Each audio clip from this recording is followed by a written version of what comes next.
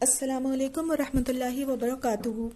बहुत सारे लोग वेट लॉस के मुख्तलिफ प्लान्स पर काम कर रहे होते हैं, लेकिन उनके सारे वेट लॉस प्लान्स फेल हो जाते हैं। एक्सरसाइज भी करते हैं, लेकिन वेट या तो टस से मस नहीं होता, और अगर हो भी जाए तो डाइट और एक्सरसाइज छोड़ने के बाद वापस वहीं आ जाता है जहां पहले था। आज मैं यानी doctor Tasneem Kausar health and Nizamat clinic के प्लेटफॉर्म से आपको ये बताऊंगी कि हम अपने वज़न को कम करने में नाकाम क्यों हो जाते हैं। लेकिन आगे बढ़ने से पहले हमारी वीडियो को लाइक करें और चैनल को सब्सक्राइब करें, बेल आइकन पर क्लिक करें ताकि हमारी नेक्स्ट आने वाली वीडियोस आपको मिलती रहें। जी, तो ये जानने से पहले कि वज़न कम क्यों नहीं होता, हम ज़रा ये जान लें कि वज़न आखिर बढ़ता ही क्यों है।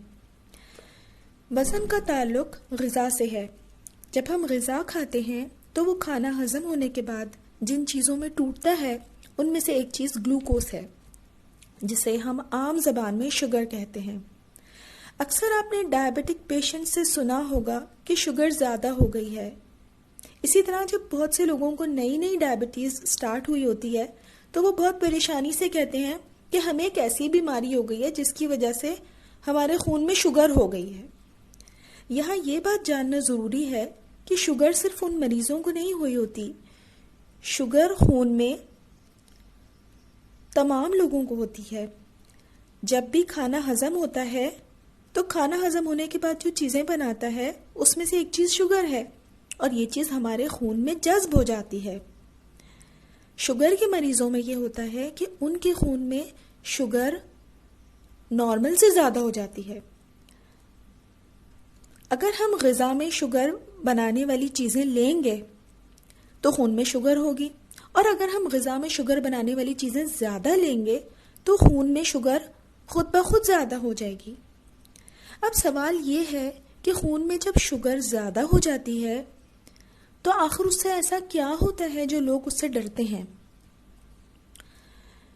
शुगर जब खून में बढ़ती है तो हमारे जिस्म में एक केमिकल जिसका नाम इंसुलिन है वो पैदा होता है, यानी शुगर की मौजूदगी से जिस्म खुद ब खुद सेंस करके इंसुलिन बना लेता है। जी हाँ, ये वही इंसुलिन है जो डायबिटिक पेशेंट्स दवा की सूरत में लेते हैं। ये हमारा जिस्म कुदरती तौर पर शुगर के रिस्पॉन्स में पैदा करता है, क्योंकि शुगर एक ख़तरे वाली चीज़ है और उसे हमारे खून में ज़्यादा देर तक रहना ख़तरे से खाली नहीं है। इसलिए जैसे ही शुगर खून में आती है हमारा जिस्म उसके ख़िलाफ़ इंसुलिन पैदा करता है। वो इंसुलिन जो कि शुगर के रिस्पॉन्स में आई होती है वो जल्दी जल्दी खून की शुगर को हमारे मसल्स में, ब्रेन में और लिवर के सेल्स में डालना शुरू करती है ताकि शुगर जल्दी से कम हो जाए। जब हमारे मसल्स, ब्रेन, लिवर इन चीज़ों में शुगर चली जाती है और फिर भी शुगर इतनी ज़्यादा होती है कि वो ख़त्म नहीं हुई होती ब्लड से, या नॉर्मल लेवल में नहीं आई होती, अभी भी ज़्यादा ही होती है, तो अब इंसुलिन के पास कोई चारा नहीं होता कि वो उस शुगर की शक्ल बदल दे। अब इंसुलिन उस शुगर की शक्ल तब्दील कर देता है और उसको तब्दील करके चर्बी बना देता है। जी, आपने तो खाई थी शुगर, लेकिन वो बन गई चर्बी, और वो चर्बी अब हमारे जिस्म के मुख्तलिफ हिस्सों में जम जाती है, जिसमें बेली फैट यानी पेट का हिस्सा, हिप्स, चेहरा, हाथों के हिस्से, रान, इसी तरह मुख्तलिफ हिस्से पर वो जाके चर्बी जम जाती है। जितनी ज़्यादा चर्बी जमती है उतना ज़्यादा हमारा वज़न बढ़ता जाता है और हम मोटे होते जाते हैं।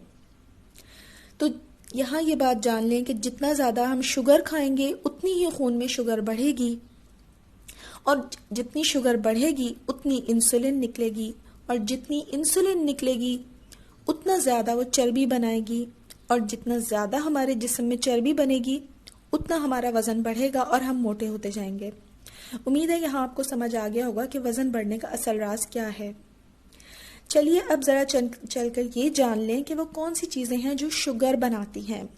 बहुत से लोग जो वेट लॉस करना चाहते हैं या जो डायबिटिक पेशेंट्स हैं और जिनकी शुगर कंट्रोल नहीं रहती, उनसे जब मैं उनकी ग़िज़ा के बारे में पूछती हूँ कि वो क्या खाते हैं तो उनका कहना होता है कि हम ना तो चाय में मीठा लेते हैं और ना ही हम मीठी कोई चीज़ खाते हैं। लेकिन समझ नहीं आता कि वज़न कम क्यों नहीं हो रहा, या डायबिटिक पेशेंट कहते हैं कि समझ नहीं आ रहा शुगर कंट्रोल क्यों नहीं हो रही। यहाँ पर हमें ये जानना ज़रूरी है कि वो आखिर कौन सी चीज़ें हैं जो शुगर बनाती हैं। शुगर बनाने वाली चीज़ों में चॉकलेट, कैंडीज़ और डेजर्ट्स यानी मीठी चीज़ें तो शामिल हैं ही, लेकिन ये जानकर आपको बहुत ज़्यादा हैरत होगी कि बहुत सी नमकीन चीज़ें भी जिस्म में जाकर शुगर में तब्दील हो जाती हैं। जी, आपने खाई है नमकीन चीज़, लेकिन बन गई आपके जिस्म में शुगर। हजम होने के बाद उसने आखिर में शुगर बना ली और वो शुगर आपके जिस्म में जाके बनाएगी चर्बी। गो के इसमें बहुत सारी चीज़ें हैं और ये एक बहुत लंबा टॉपिक है, लेकिन आज मैं जिस चीज़ को यहाँ डिस्कस करूँगी जो कि हमारे माशरे में बहुत ज़्यादा इस्तेमाल होने वाली चीज़ है, वो है मैदा। मैदा और उससे बनी हुई चीज़ें नंबर 1 पे हैं जो कि शुगर बनाती हैं और उसके बाद वो शुगर हमारे जिस्म में इंसुलिन उसको चर्बी में तब्दील कर देता है और हमारा वज़न बढ़ता है। मैदा एक कुदरती चीज़ है ही नहीं, मैदा एक प्रोसेस फूड है और जब भी हम प्रोसेस फूड खाते हैं तो उसका हमारे जिस्म पर हमेशा बुरा असर होता है। मैदा एक ऐसी चीज़ है जो कि कुदरती नहीं है, बल्कि वो आटे में से बहुत सारी ताकत देने वाली चीज़ें निकालने के बाद बनाया जाता है। और मैदा इतना ज़्यादा ख़तरनाक है कि आप ये जान लें कि जब ये हज़म होता है तो ये आखिर में जो शुगर बनाता है और वो शुगर जो हमारे खून में एब्जॉर्ब होती है और वो खून में इतनी तेज़ी से शुगर बढ़ती है, इतनी तेज़ी से शुगर बढ़ती है कि हमारे नॉर्मल आटे की रोटी जो हम खाते हैं उसमें भी वो भी आखिर में शुगर ही बनाती है, लेकिन वो इतना ज़्यादा शुगर हमारे ब्लड में नहीं लाती जितना मैदे की बनी हुई चीज़ें लाती हैं। और आपको ये जान के और ज़्यादा हैरत होगी कि चीनी की चीज़ अगर आप खा लें या अगर आप चाय में चीनी डाल के पी लें तो उससे आपकी शुगर इतनी नहीं बढ़ेगी जितनी डबल रोटी खाने से आपकी शुगर बढ़ेगी। क्यों? क्योंकि वो मैदे से बनी होती है। यानी मीठी चाय डबल रोटी के मुकाबले में कई गुना सेफ है। लिहाजा मैदा और उससे बनने वाली तमाम चीज़ें आपके जिस्म को और आपके वज़न को बहुत तेज़ी से बढ़ाती हैं, क्योंकि वो मैदा शुगर में तब्दील होता है और वो शुगर आखिर में जाके चर्बी में तब्दील हो जाती है। शुगर का एक और बहुत अहम सोर्स जिससे शुगर हमारी बॉडी में बढ़ती है वो है आलू। आलू के चिप्स, बेशक वो आप घर में बनाएं या फिर वो आप बाज़ार से लें। चिप्स अगर रेडीमेड हों, लेज़ या फिर वेरी इस तरह की फॉर्म में, वो भी ख़तरनाक है, बल्कि वो तो ज़्यादा ख़तरनाक है। और अगर आपने घर में फ्राई किए हैं फ्रेंच फ्राइज़ की फॉर्म में, वो भी ख़तरनाक है अगर आप वेट लूज़ करना चाहते हैं या आप डायबिटिक हैं। क्यों? उसकी बुनियादी वजह ये है कि आलू भी आखिर में ब्रेक होने के बाद शुगर में ही तब्दील होता है। और इसके अलावा चावल पे बहुत तेज़ी से हमारी शुगर को बढ़ाते हैं। तो ये वो चीज़ें हैं जो कि अगर आप वेट लॉस कर रहे हैं तो आपको छोड़नी होंगी, और अगर आप डायबिटिक हैं तो आपको अपनी शुगर कंट्रोल करने के लिए इन 3 चीज़ों पे सबसे पहले काबू पाना होगा, यानी मैदा और इसके अलावा आलू और चावल। यहाँ पर मैं आपको एक क्विक रिव्यू देना चाहूँगी उन चीज़ों का जो कि मैदे से बनी हुई हैं और जो आपके जिस्म में शुगर को बहुत तेज़ी से बढ़ाती हैं और आपका वेट गेन करने में बुनियादी किरदार अदा करती हैं और वेट लॉस नहीं होने देती हैं। इसमें हमारे पास मैदे से बनी हुई चीज़ों में डबल रोटी आ जाती है।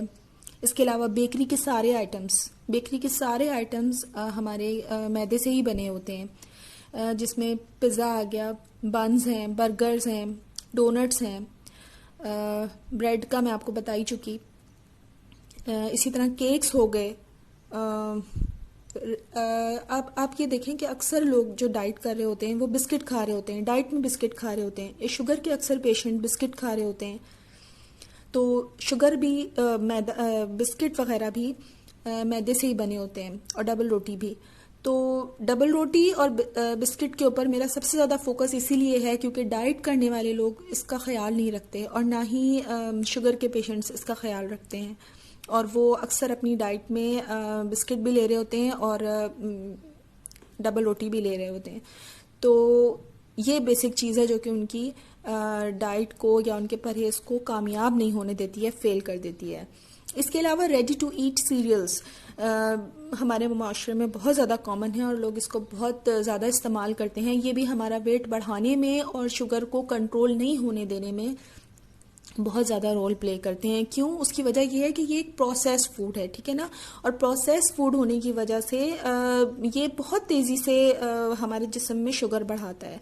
जबकि जो नेचुरल चीज़ें होती हैं जो कि हमारे आबा अजदाद खाया करते थे, जो कि कुदरती चीज़ें होती थी, उनमें फाइबर होता है, उसमें न्यूट्रिएंट्स होता है, वो आहिस्ता आहिस्ता हज़म होती है और आहिस्ता आहिस्ता हज़म होकर आहिस्ता आहिस्ता शुगर को ब्लड में बढ़ाती है। जबकि ये जो प्रोसेस्ड आइटम होते हैं जो कि फैक्ट्री में बनते हैं, इनके अंदर फाइबर्स ये लोग निकाल लेते हैं, जिसकी वजह से ये बहुत तेज़ी से शुगर को हमारे खून में बढ़ाते हैं। तो रेडी टू ईट सीरियल्स ये बहुत ज़्यादा लोग कॉमनली यूज़ करते हैं, इवन डाइट में भी और डायबिटिक पेशेंट्स भी।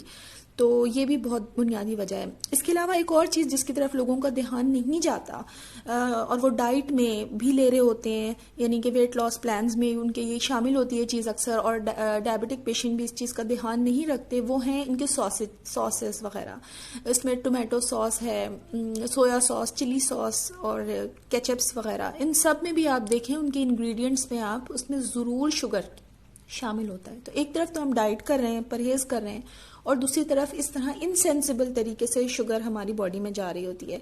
इसी तरह मायोनीज है, इसमें भी शुगर हमारी बॉडी में जा रही होती है, तो हमें ध्यान रखना चाहिए। उम्मीद है आपको समझ आ गई होगी कि हमारी वेट लॉस प्लान्स की फेल होने की बुनियादी वजह शुगर है। और शुगर अब आपको हर चीज़ बनाते हुए ये देखना है कि किचन में जो आप बना रही हैं या डाइनिंग टेबल पे जो रख रही हैं, ये क्या उसमें शुगर तो शामिल नहीं है। और अब आपको पता चल चुका होगा कि शुगर किन किन चीज़ों में पाई जाती है।